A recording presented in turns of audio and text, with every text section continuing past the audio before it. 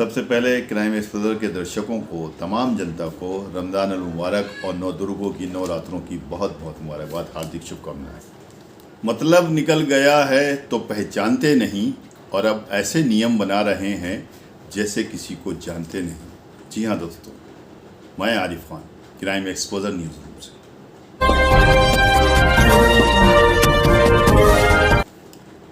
योगी 2 सरकार का शपथ ग्रहण समारोह जिस तरह से भव्य अंदाज में हुआ वो पूरे देश ने देखा, लेकिन सरकार बनने के बाद जो नज़ारा देखने को मिल रहा है उसकी आशा बहुत कम ही लोगों ने की थी।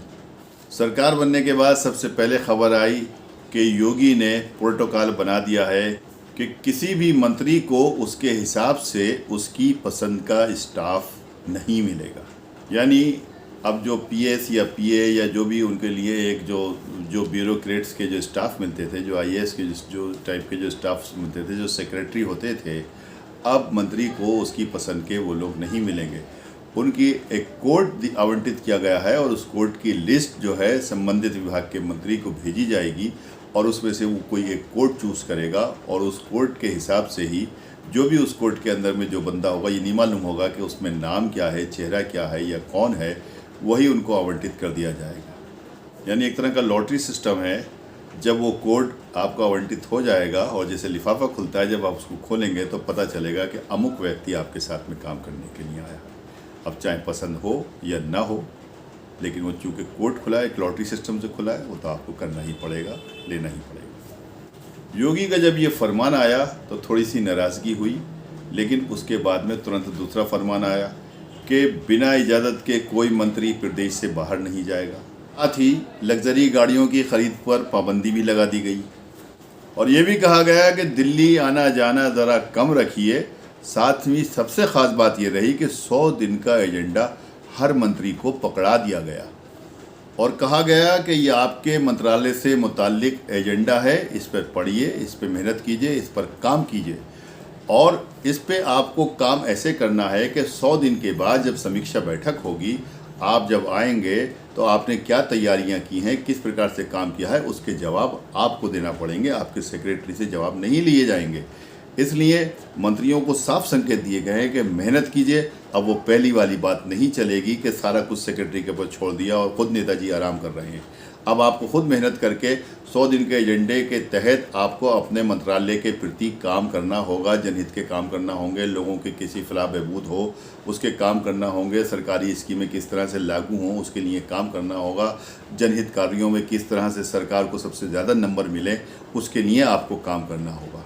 इन्हीं सब बातों को लेकर दोस्तों मंत्रिमंडल में बेचैनी भी है और नाराज़गी भी है। जब नरेंद्र मोदी की सरकार बनी थी तो उन्होंने भी ये तरीका अपनाया था, किसी नेता को भी उसकी मर्जी के हिसाब से उसको पीए या पीएस नहीं दिए गए थे। कहते हैं कि इस बार योगी जी का फरमान है या उनकी सोच है कि काम में ट्रांसपेरेंसी रहना चाहिए। धर्म, जाति और चेहरे के आधार पर किसी को कोई स्टाफ नहीं दिया जाएगा, क्योंकि उस तरह से काम करने में ट्रांसपेरेंसी में फ़र्क पड़ता है। वैसे भी दोस्तों, सरकार बनने के बाद जब योगी की प्रेस कॉन्फ्रेंस हुई थी तो आपने उसमें नज़ारा देखा होगा कि योगी के, वैसे आपको मैं इस फोटो में भी दिखा रहा हूँ, ये देखिएगा कि जब योगी जी मुख्यमंत्री जब बैठते हैं तो उनके आसपास उप मुख्यमंत्री बैठते हैं, यानी एक तरफ केशव प्रसाद मौर्य और दूसरी तरफ ब्रजेश पाठक को बैठना चाहिए। ब्रजेश पाठक के स्थान पर आप देखिए स्वतंत्र देव सिंह बैठ गए हैं। ये योगी की मर्जी के बगैर तो बैठ ही सकते, उन्होंने खुद ही बिठा रहा है और ब्रजेश पाठक को मजबूरन केशव प्रसाद मौर्य के बराबर बैठना पड़ा है। तो कुछ तो है जिसकी कुछ पर्दादारी है। ये तो बात योगी के मंत्रियों की हो गई। अब दूसरी बात करते हैं योगी के अधिकारियों की। जिस तरह से अधिकारियों पर, उच्च अधिकारियों पर योगी का चाबुक चला है वो पूरे देश ने देखा है। सवाल ये खड़े होते हैं कि ये चाबुक सरकार बनते ही इतनी जल्दी क्यों चला। दोस्तों, पिछली योगी सरकार में ये देखा गया था कि भाजपा नेताओं की और कार्यकर्ताओं की दाल कम गलती थी। हर जगह पर पुलिस और प्रशासन के लोग ही हावी थे और वही सब काम किया करते थे। कहीं कहीं भाजपा कार्यकर्ताओं की बहुत बेइज्जती भी होती थी और उनको मुँह की खानी पड़ती थी। लेकिन इस बार जैसे कि सोनभद्र के डीएम का जैसे सस्पेंशन हुआ, गाज़ियाबाद के एसएसपी का सस्पेंशन हुआ, निलंबन हुआ, उससे ये साफ ज़ाहिर होता है, ये मैसेज गया है कि अब खाली पुलिस अधिकारियों की या प्रशासनिक अधिकारियों की नहीं चलेगी, बल्कि भाजपा के नेताओं कार्यकर्ताओं की भी चलेगी, उनकी बात भी मानना पड़ेगी। सोनभद्र के जिलाधिकारी टी के शिबू के निलंबन के पीछे ये कारण बताए गए हैं कि खनन माफियाओं से उनके संबंध हैं। साथ ही अभी पिछली दफ़ा जो विधानसभा चुनाव हुआ, विधानसभा चुनाव को लेकर उन्होंने अपनी सलाहियतों का मुजाहरा नहीं किया, गंभीर भूमिका नहीं निभाई और बहुत सी काम ऐसे किए जो एक ज़िलाधिकारी को नहीं करने चाहिए थी। यानी ज़िलाधिकारी जिस तरह से मुस्तैद, चुस्त और दुरुस्त रहते हैं, उस हिसाब से उनकी वो काम नहीं दिखाई दिए, लापरवाही दी। बहरहाल और भी बहुत सी बातें हैं जिसको लेकर के उनका निलंबन हुआ है। ये तो मीडिया में जो खबरें हैं वो चली हैं, लेकिन सूत्रों से जो खबरें आई हैं वो कुछ और हैं। दोस्तों, किसी एसएसपी का अगर निलंबन हो जाए तो ये भी बड़ी ताज्जुब की बात है और लोगों को झटके में डालता है। और एसएसपी, वो भी गाज़ियाबाद ज़िले के एसएसपी का अगर निलंबन होता है तो ये सबके लिए बड़े ताज्जुब की बात है और सबको एक झटका देती है। लेकिन पवन कुमार का जिस तरह से निलंबन हुआ है वो सबके सामने है। उनके पर तो ऐसा आरोप है कि थाना मसूरी के पास में कोई 25 लाख की लूट हुई थी, उस पर उन्होंने काम नहीं किया, उसके ऊपर से उनके काम नहीं किया। लूट जाने कितनी होती है, कहाँ कहाँ होती हैं, लेकिन एसएसपी का सस्पेंशन होना, ये बात कुछ समझ में नहीं आती। भारत सरकार की पॉलिसी है या सरकार ने कब कहाँ पे क्या निर्णय लिया हो, ये सरकार की मर्जी हो। लेकिन कारण ये बताया गया है कि पिछली दफ़ा जो लूट हुई उसमें उनका जो है कुछ सही भूमिका नहीं रही। इसके अलावा और भी बहुत सी बातें हैं। बहरहाल उनका भी निलंबन हुआ है। लेकिन सूत्रों से जो खबर है वो यही है कि उनकी भी भाजपा कार्यकर्ताओं से नहीं बनती थी या नहीं निपटी थी। शायद ये भी कारण रहे हों।